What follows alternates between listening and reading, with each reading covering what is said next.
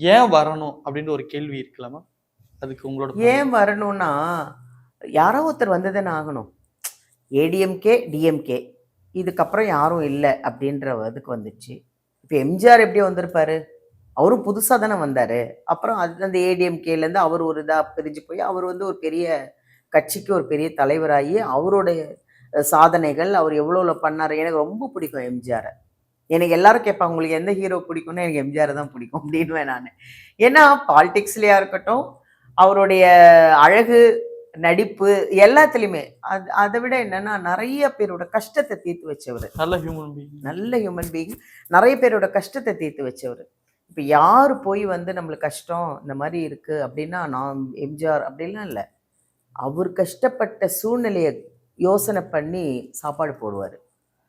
உங்களுக்கு இந்தாங்க பணம். அது மாரி பண்றவரு. அந்த மாரி வந்து நான் பார்த்ததுல எம்ஜிஆர் அவ்ளோ ஹெல்ப்ஃபுல்.